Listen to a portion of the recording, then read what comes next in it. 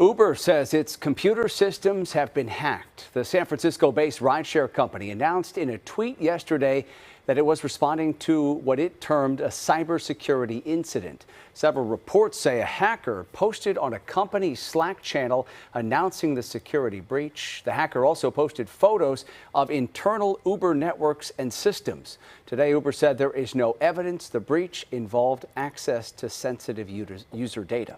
Okay, so for more on this, we're joined by Casey Ellis, the founder and chief technology officer at BugCrowd, a crowdsourced cybersecurity platform. Okay, so this alleged hacker was able to gain control of Uber's internal systems. How worried should users be about their personal information? Yeah, and just to correct that slightly, they were able to gain access inside Uber's internal network. So there's a nuanced but pretty important distinction. It's not confirmed at this point that they had control or access to everything in that sense, but they were definitely in a far more privileged position than they should have been. So that's a lot of what I believe the Uber incident response and cybersecurity teams are probably going to have a long weekend figuring out. And heart goes out to everyone working on that particular piece of it. But with respect to user data itself, the initial statements that they've made are pretty clear at this time. They don't believe that private user data has been accessed. I think, for users in terms of concern around that going forward, just keeping an eye out for further updates from them is probably the best bet. But how can Uber be so sure that this hacker didn't gain access to all of that sensitive data? I mean, the hackers shared images suggesting that they got full access to the cloud-based systems that Uber uses to store customer information and other financial data.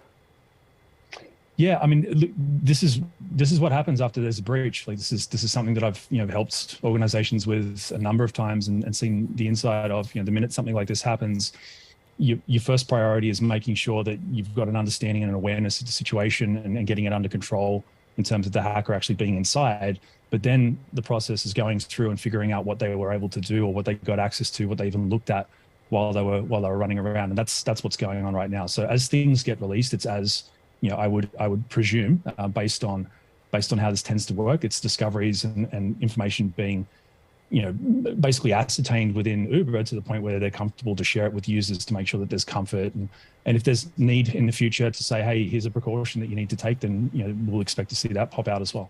Okay, so Casey, what does this breach say about Uber's defenses?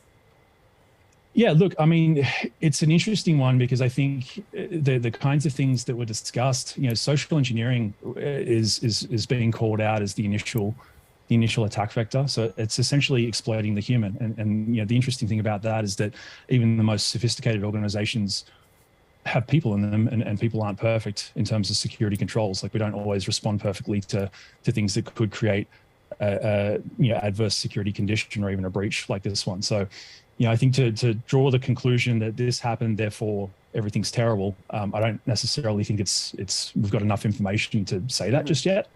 And again, I as a practitioner, as someone from the field, I'm mostly thinking about the folks that are actually digging into this over the weekend and trying to get everything under control and figure out what precautionary steps need to be taken forward. So that's an unnecessary distraction for them, I think. Yeah, and it sounds like from the reporting that this hacker posed as a colleague and I guess tricked one of the Uber employees into handing over their credentials. Does that suggest to you that maybe along with upgrading cybersecurity defenses, you also need to do some retraining?